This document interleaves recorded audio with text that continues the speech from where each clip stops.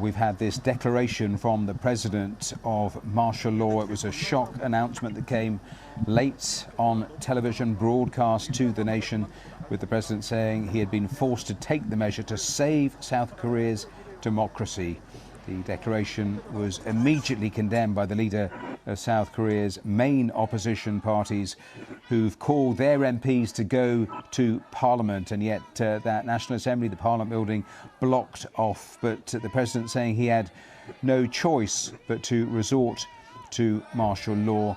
I declare martial law to protect the Free Republic of Korea from the threat of North Korean communist forces. Well, I just want to play the moment that South Korea's president announced that martial law and the reasons for actually imposing it. Have a look. 친애하는 국민 여러분. I hereby declare an emergency martial law in order to defend the Free Republic of Korea from the threat of North Korean communist forces and to eradicate the shameless pro-North anti-state forces that are depriving our people of their freedom and happiness. This measure is necessary to safeguard our constitutional order of freedom. 저는 이 비상계엄을 통해 Through this martial law, I will rebuild and protect the Free Republic of Korea, which is falling into the depths of national ruin. 이를 위해 저는 지금까지 패약질을 일삼은 망국의 원흉 반국가 I will decisively eliminate anti-state forces who have been wreaking havoc and are the main culprits of our nation's downfall. This is an unavoidable step to protect the freedoms and safety of the people, as well as to ensure the nation's sustainability and security against the anti-state forces attempting to overthrow our system.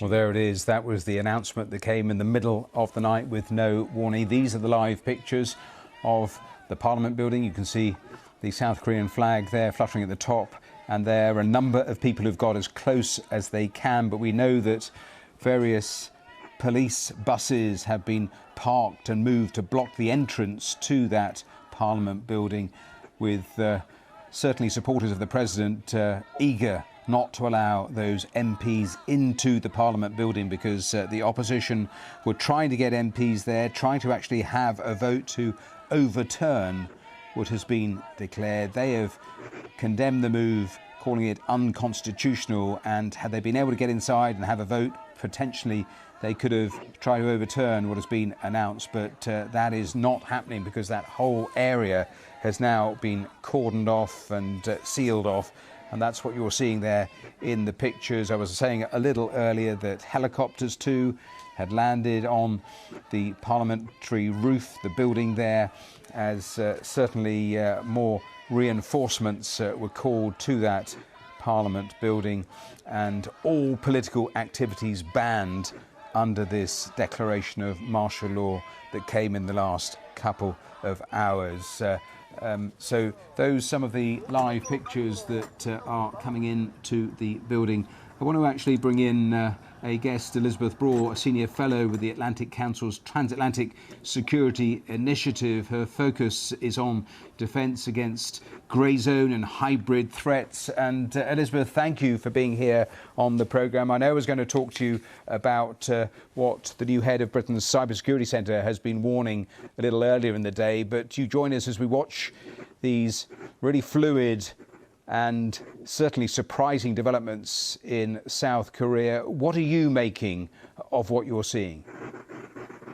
These are extraordinary developments and frankly quite unexpected, but we do know that South Korea had been in a difficult position for in recent weeks due to Russia's and North Korea's increasing collaboration and the West's inability to do anything about it. So Russia and South Korea teaming up in recent weeks to bring North Korean soldiers to Russia, and crucially from a South Korean perspective, that was a quid pro quo. We don't know exactly how Russia is helping and will be helping North Korea in return, but those soldiers didn't come for free, and that is the South Korean concern, hugely destabilizing. That is really interesting, because I was asking one of our previous guests about exactly the point that you raise. When we don't know what is happening, this may be a political tussle, but it is entirely possible that those broader parts of the equation now involving North Korea, involving Russia, they could be at play here in some way, couldn't they?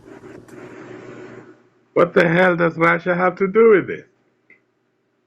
The West should just stay out of it. Let the Koreans deal with their own problems. Every time you bring your own shit, things just get worse. Please, we don't need more war. Just stay out of it.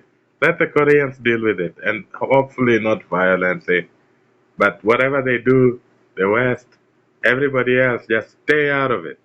Russia, what the hell does Russia have to do with this? Nothing. Come on.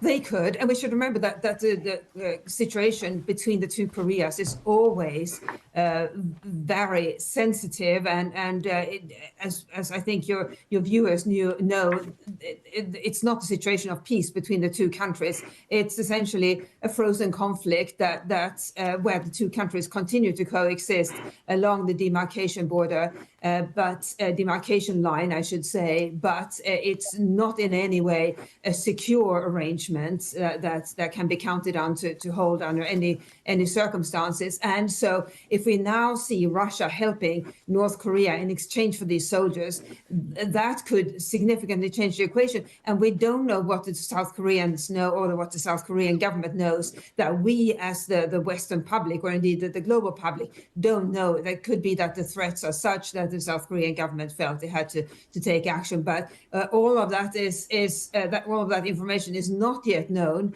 But what is clear is that the situation has deteriorated for South Korea in recent weeks, and it's not just about the North Korean soldiers going to Russia. It is about increasing collaboration between Russia and North Korea. Well, more and generally, there has been going.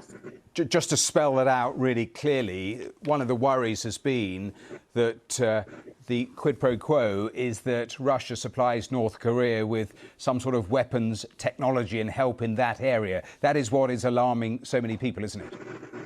Yes, it is. And North Korea, we should remember, has been making great strides itself in developing new weapons, testing new weapons, testing them with great fanfare and publicity. And now we have Russia contributing to that effort. And there has been an increasing collaboration. We've seen increasing collaboration between Russia and North Korea ever since the Ukraine war began, when Russia was frozen out of the globalized economy through Western sanctions. And as a result, focused much more on collaboration, economic and otherwise, with countries that are willing to trade with it. North Korea is a key protagonist in that. China important as well, and that is not making the situation any easier for South Korea, being located where it is. Just give me your assessment of the impact of this level of insecurity now in this part of the world. It is a rapidly deteriorating situation where all kinds of rules are being broken. It's not just Russia invading Ukraine, it's Russia and China openly violating rules. For example, when it comes to global shipping, Russia by exporting oil through the shadow fleet, China by importing that oil. That is the sort of activities that North Korea has long been involved in. But it is concerning from a European perspective, from a Northern American perspective. But our countries are located at some distance from the worst aspects of this, the most concentrated aspects of this, where South Korea is located, obviously quite close to both Russia and North Korea. And we should also remember that China is a country that can, when it wants, retaliate quite openly against South Korea. A few years ago, when the United States decided to place a particular kind of missile system in North Korea, in South Korea, China retaliated by staging a boycott against South Korean boy bands. So it's not a good part of the world to be located in, when Right. tensions increase, and that's what we are seeing at the moment. Elizabeth, I wonder if you can just stay with us, because I just want to bring in for the next few minutes Soo-min Hwang, who's a former head of the BBC's Korean service.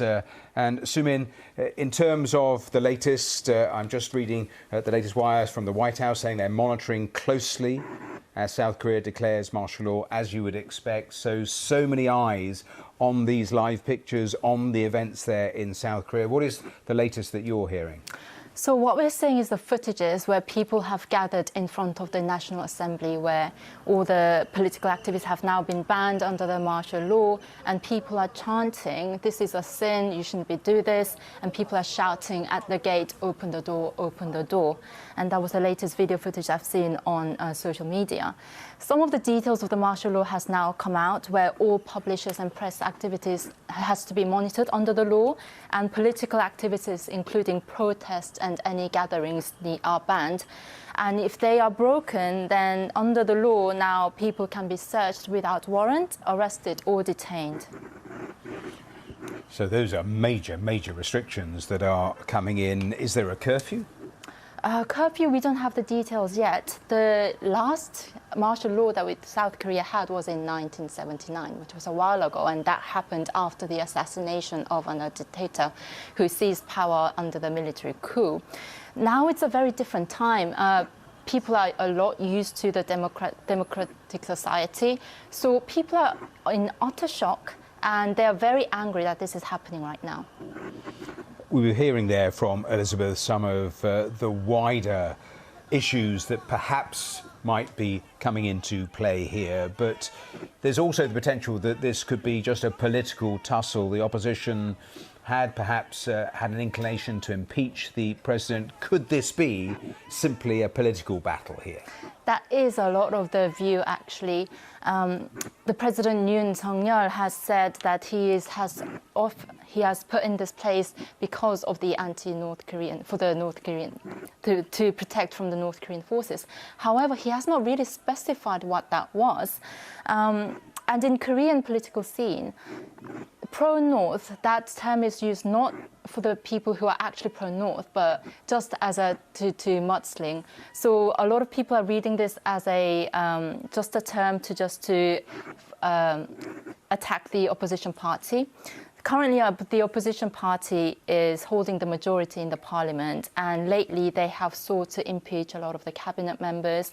The Yoon Suk-yeol's first lady is currently under a lot of scrutiny for influence peddling and corruption, and people and the opposition party are very unhappy that she is not thoroughly being investigated. And also this week that they have slashed the government budget, which Yoon Suk-yeol is not very happy about. So all of these context brings to an analysis that this is more politically driven rather than the national security itself.